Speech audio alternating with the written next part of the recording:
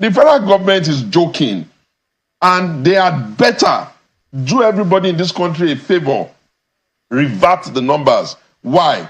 Because the federal government, the president cannot say, I am the Minister of Petroleum, and then he will sit on top that responsibility over and above the big responsibility of being president and be explaining to us in a manner that they should have ordinarily been impeached. At the same time, you have increased the cost of energy. People still have to survive. At the same time, they even have the temerity to say they are going to increase VAT by 10%. Let us just be clear.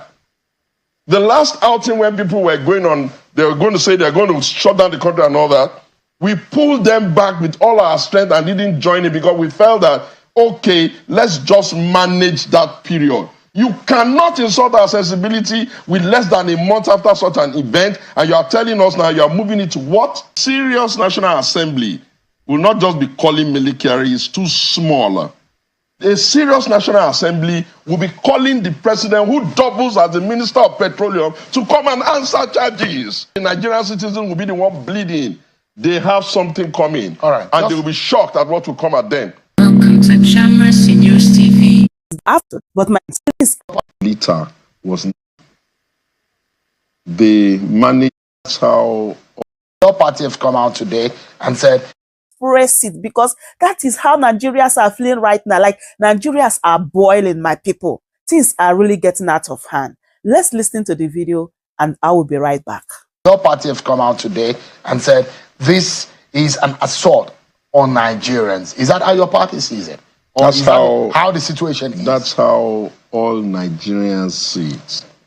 Sheung, in 2014, they managed to win an election that they then became in charge of the country by 2015. The price per litre was 97 naira. And as at 2012, they resisted vehemently that the Nigerians could not afford an increase. And as a feeling right-thinking government, we backed down because you are not serving yourself, you are serving the citizens. Between 2015 to date, they have brought the price to, some would say 800 and something, some would say 900, some would say over 1,000. They make the most annoying excuse as though they sought our permission as Nigerians before they devalued our currency, making us now have a painful exchange rate of $1 to 1,600 naira. At the parallel market. At the parallel market. It's almost the same because they've liberalized it down, but there's no room for arbitrage. So they say, our currency has become the weakest in the sub-region, weaker than the CFA.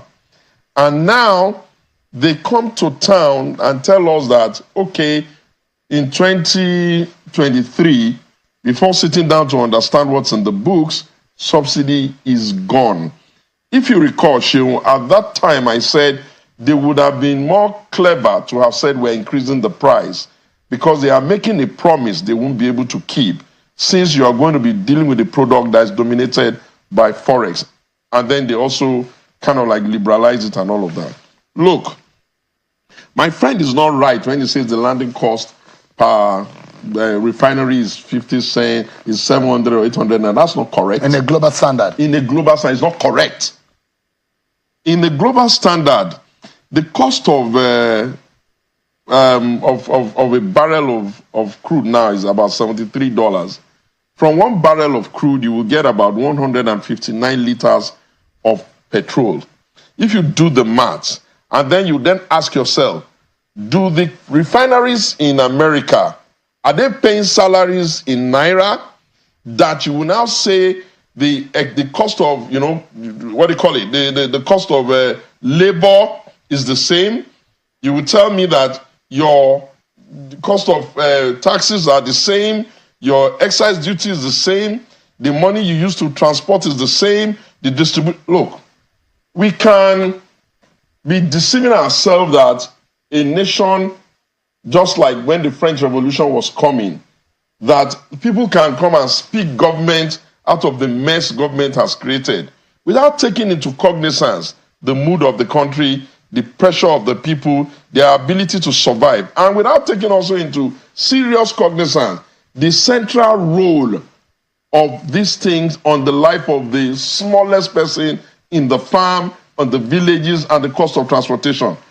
The federal government is joking, and they had better do everybody in this country a favor, revert the numbers. Why?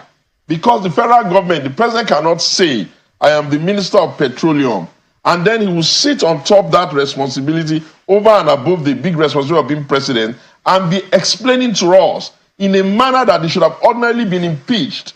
Because you can't tell us that, see, the NNPC is saying they've been carrying a burden of $6 billion. Who authorized them to carry that? Who made the appropriation? Who gave them authority? Who appropriated it? Where did they get the right to do that? But they were the federal sole money. importer. That is besides the point. Federation's monies are not spent like that. They're saying now that they have to make appropriation, or they're going to give $3 billion to the federal account. That's the last thing they say. Look, Sheung, a nation is not run as if it's your private enterprise. There is separation in the government, and there is a National Assembly that is supposed to legislate and give you appropriation powers to do certain things. But Mr. Shewumi, the NNPC, let me land, is the federal government saying that, look, we are not privy. The market forces are taking control. If the NNPC says they've spent this money, but what we are hearing is, in fact, the availability dollar to those who have lifted, and that's why you need to let me land.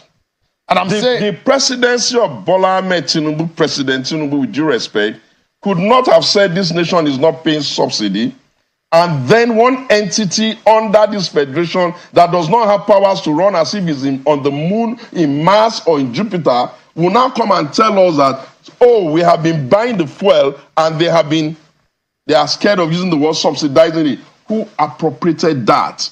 So invariably they've been subsidizing. They've not used the adjective subsidizing. They will have to come and tell us who gave them permission to appropriate our monies in that manner. One, how can you run the most important thing that carries our economy in such an opaque and a voodoo manner? And when we speak to these issues, with due respect, when we speak to these issues, we speak to these issues because the fact that they are in government does not mean they love the country more than those of us that are not in government. And they got a very small, very, very small number to come and run this country. Therefore, they don't even have the majority right to be running all of us into trouble. The cost of living of our people is very, very, very high. They can barely cope. Our unemployment figures are very, very high. They can barely make a living. You have just said you are going to pay civil servant 70,000 naira. We have not seen how that is going to be, matched by private sector. Those who are not even on the payroll still have to survive. At the same time, you have increased the cost of energy. People still have to survive. At the same time, they even have the temerity to say they are going to increase VAT by 10%. Let us just be clear.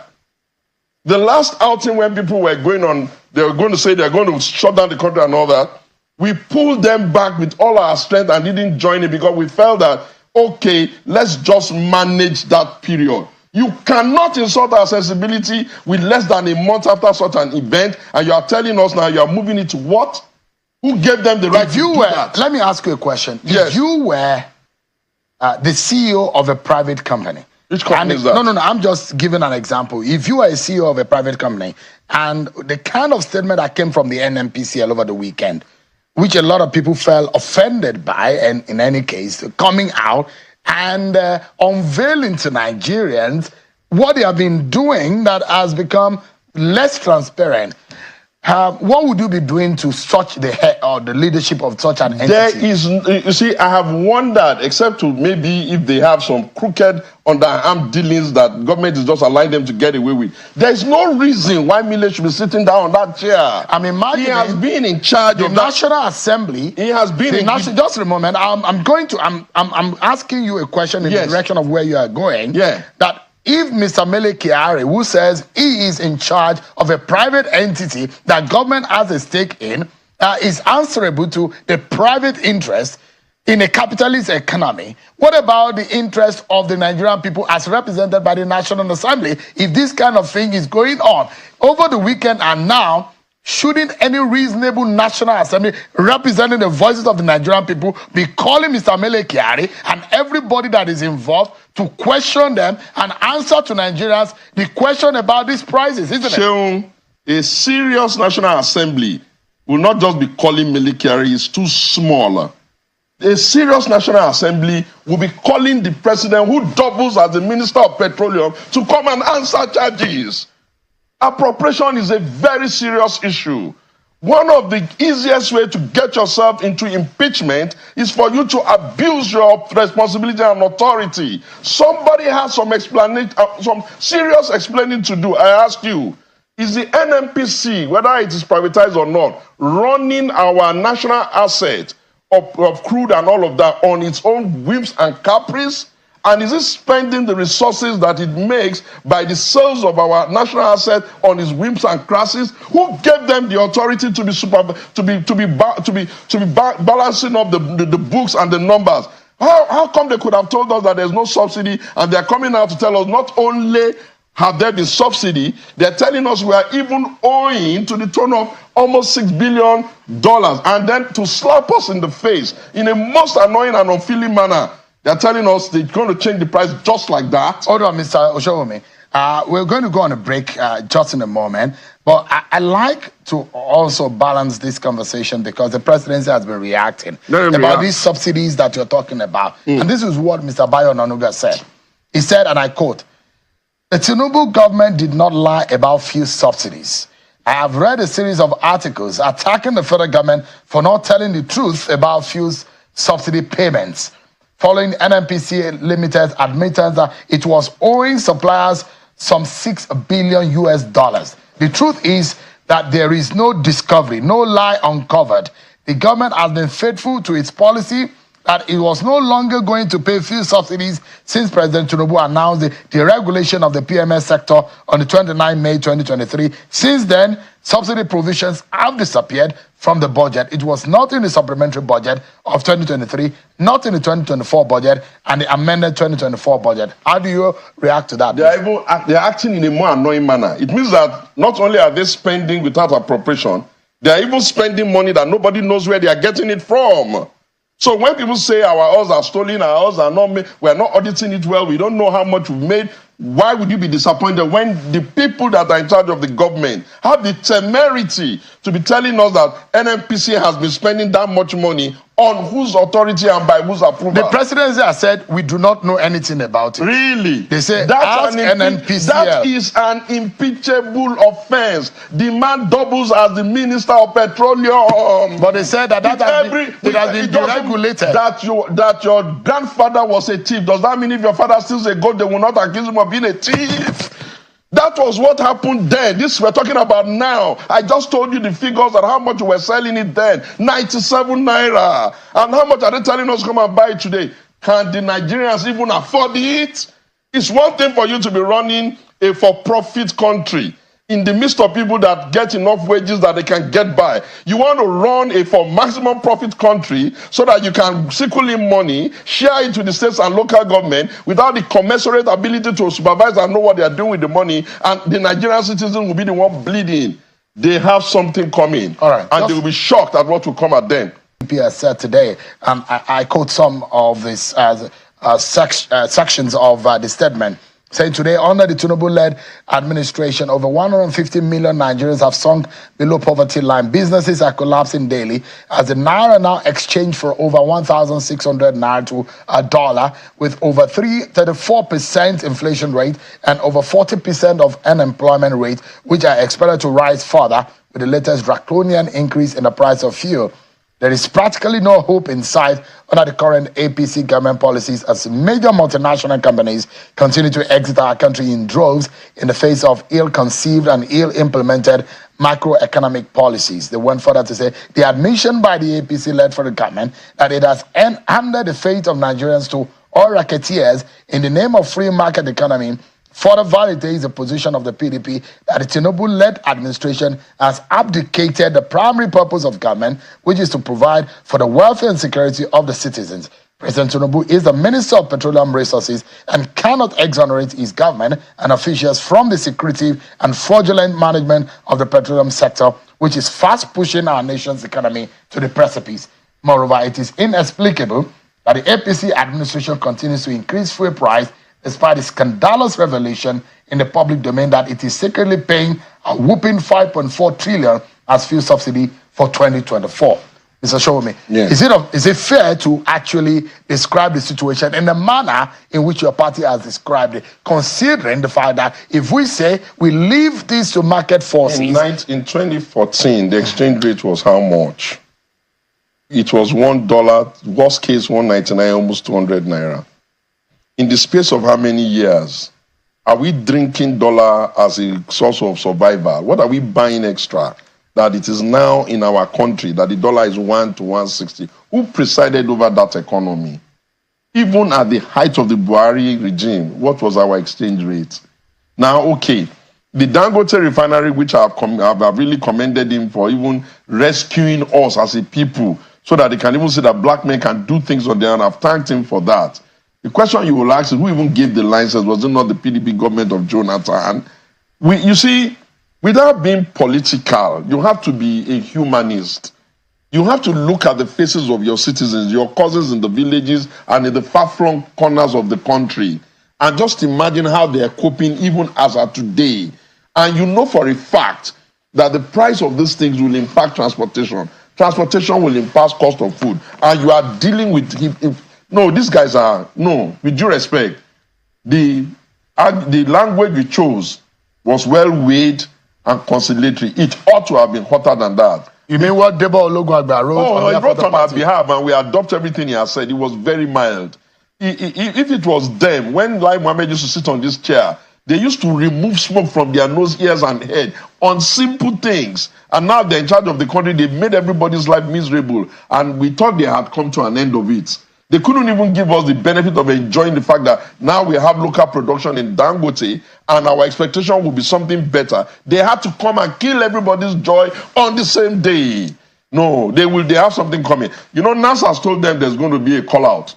I'm sure it won't take long before Labour joins them. And by the grace of God Almighty, we will all empty into the street and ensure that go they will. If they will not listen appropriately, if they think that anybody is going to allow them... Do you think that this government is not listening? No, I think this government is sheer irresponsible and incompetent. Nobody has time for pussyfooting and powdering their face anymore. What do you think they are doing? Do you know what's going on in the country? Do you know how many lives have been lost as a result of their useless policies that doesn't make sense? What kind of person who calls himself an accountant would not know that a nation that is so export dependent, you got to manage your exchange rate, how by crook or by means, or whatever means. What kind of person comes onto a chair? He has not even looked at the books. He doesn't even know what is there. He doesn't say, it's gone, it's gone. But the president had told Xi Jinping, the Chinese president, he is a reformer that is trying to take a painful route in reforming the economy and the nation. Thank you. For a man who's using our money to be buying new jets, for a man who's buying Escalades bulletproof, for a man who's spending money like he's going out of fashion, is that how Deng Xiaoping managed China before he got to Xi Jinping? Is that how China Mama? He's not reforming anything. He's just wasting everybody's time and creating chaos.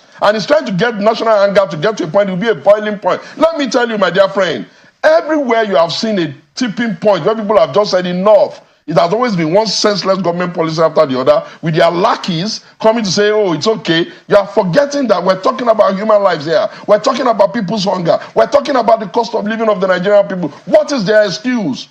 You are telling us now that, oh, NNPC that can say they are bringing a profit of, is it 3.7 trillion as their profit, at the same time, this is madness. This is sheer arrant madness. And we have been screaming about this NNPC since forever. I recall very vividly in 2019 when we were running the Atiku campaign and I was a spokesman. We kept saying it's time to unbundle this thing, it's time to make it private sector. Even at the pain of a lot of irritation, we said, you can't run such an organization in an opaque manner. How is Petrobras run? How is the one that... There are those who will listen to you and say, Segun Sowunmi is just talking because he's a member of the PDP. No! Would your party have done it better? Oh, God. Don't be asking me this question because... I would ask you because you're a politician. Let me explain something. And the fact remains that if you are criticizing the government today, the question is that do you have a solution? Let me explain something to you.